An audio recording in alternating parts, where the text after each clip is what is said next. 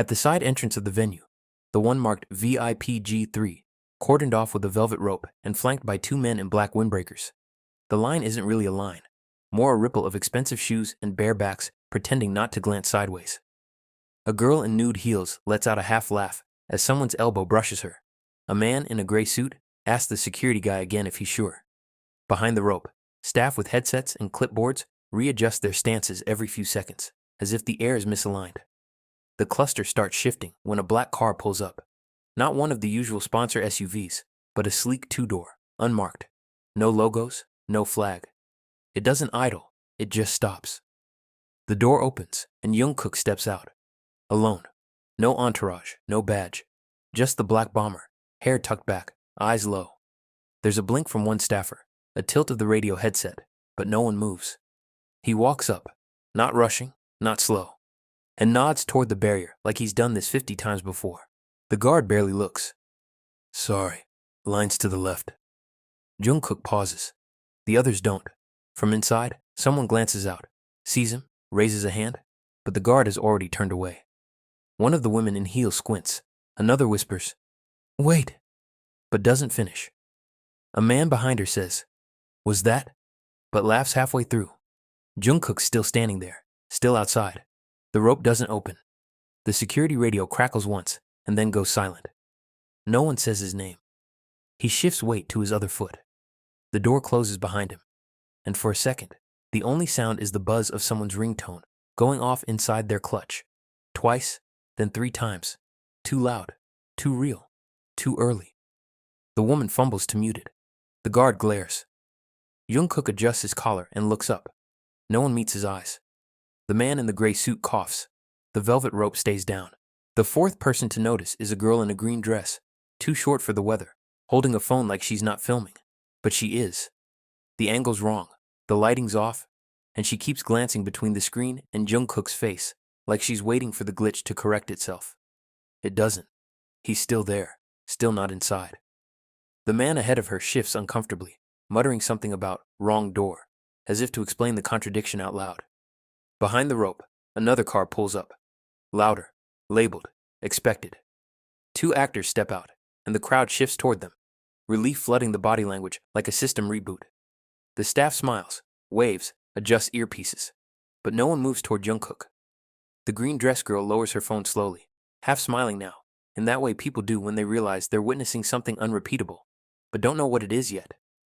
Someone near the back says, "That's not him. Just loud enough for the denial to stick." Another voice, "It's his cousin or something." A different girl, this one with acrylics like blades, dares to say, "No way he'd show up like that." Jungkook doesn't speak. He just steps a little closer to the barrier, as if proximity itself might jog recognition. The guard doesn't budge. The actors get waved through. The rope lifts, for them. Someone in the line claps. Someone else joins. And in that motion, Jungkook becomes part of the outside again. The click of another phone. The whisper, "Why is he not going in?" A woman half turns and murmurs, "I think he's lost." He isn't, but no one says it. The green dress girl bites her lip, finally raises her phone properly, and zooms. She still hasn't decided whether she's documenting a fall or catching something no one else will believe. The flash goes off by accident.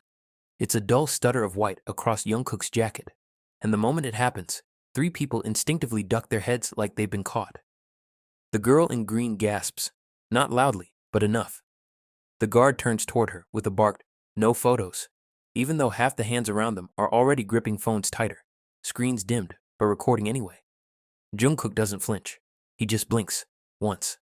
The man beside him takes a cautious half step away, like proximity might implicate him. Behind the rope, a clipboard woman finally notices.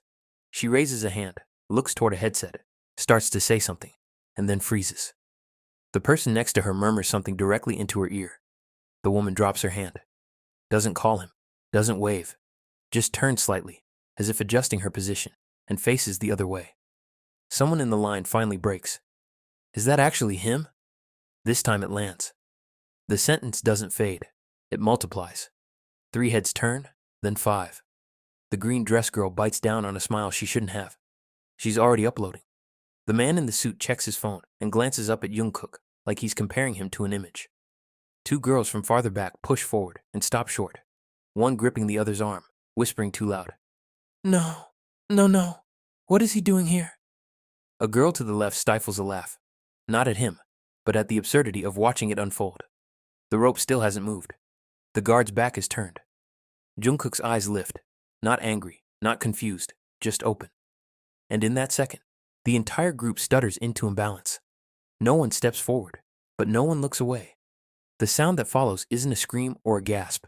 It's worse. It's the dry click of a phone video reaching its upload limit. A girl curses under her breath, trying to save the file, elbowing backward into someone who hisses and tells her to move. But no one moves.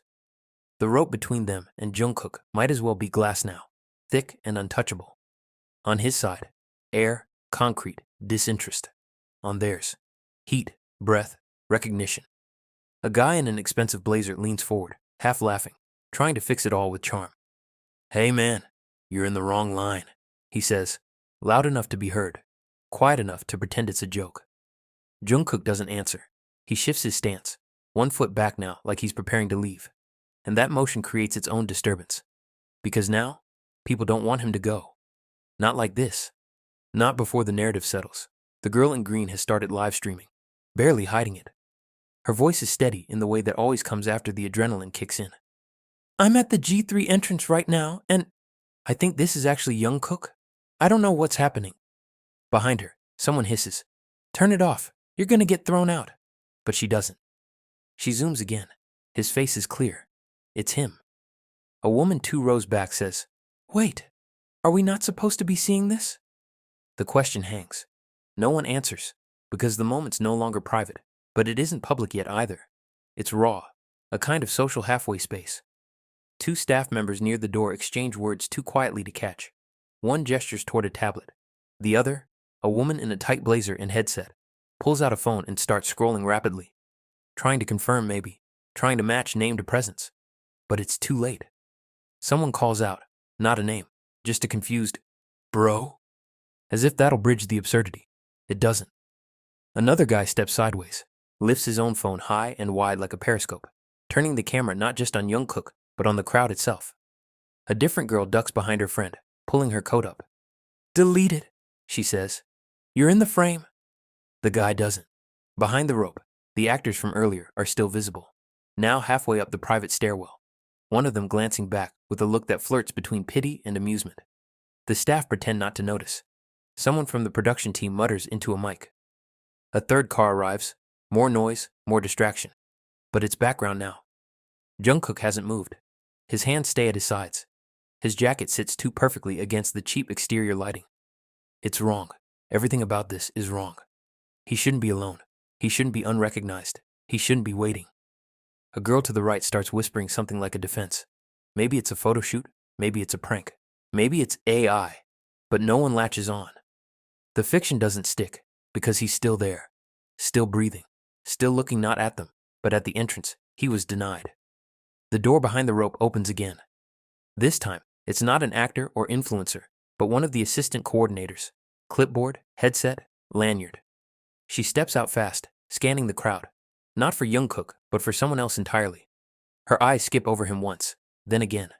She looks right at him and doesn't stop, but she doesn't see him.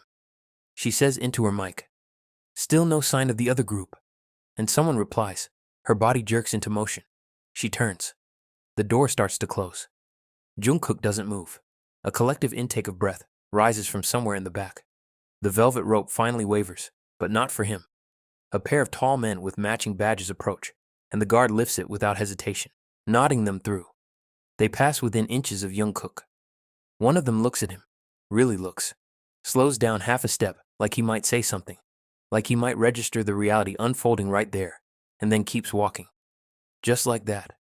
No pause, no correction, no repair. It snaps something, not loudly, just enough. The green dress girl lowers her phone, whispers, I think he knows, and looks down like she wasn't supposed to say it. Her stream keeps going. The guy in the blazer laughs again, sharp this time, too sharp. Man, just go around. And that lands hard. People flinch. A few even wince. Because now it sounds like blame. Like the problem is his. That he's in the way. A ripple of discomfort spreads. Someone mumbles, "Is he doing this on purpose?" Another girl near the edge murmurs, "Maybe he wants us to see." Someone else, "This is weird. This is actually so weird." And yet, no one leaves. No one steps in. No one tells the guard. No one checks the list. The silence between breaths is thick with fear of escalation. Not fear of violence. Fear of knowing what this actually is. Of naming it. Of crossing the line from witnessing to understanding. Then the guard speaks. To no one in particular, but loud enough. "If you're not on the list, you'll have to move." A pause. It isn't directed, but it lands. Another girl in the group says too loudly, "Wait, seriously?" And laughs. The kind of laugh people use to fix things. It doesn't fix anything. The sound scrapes across the air like metal on tile. Someone further back pushes out of the crowd, muttering, "I can't," and disappears into the street. Others glance sideways, shifting their weight, checking watches they aren't reading. They all feel it now. This isn't funny. This isn't a mix-up. This isn't a joke or a prank or a social experiment. It's a malfunction. A rupture in image and space and expectation. And it's still happening. Jungkook finally turns his head. Not fast, just enough. His eyes pass over the girl in green, the guy in the blazer, the guard, the phones, the door. And the worst part isn't that he looks at them. It's that he doesn't react. No anger, no smile, no recognition of the moment's weight. Just stillness. And in that stillness, something inside the group collapses. Because now they're not watching something surreal. They're in it. They're part of it. They're the ones who stood there, who didn't step forward, who let it go on too long. The door clicks shut again behind the last badge. The clipboard girl is gone. The rope is still drawn, and Jungkook is still outside. One final phone rises, hesitates, shakes slightly, not from cold, but from doubt, and records the moment no one will understand when they try to explain it later, not even themselves.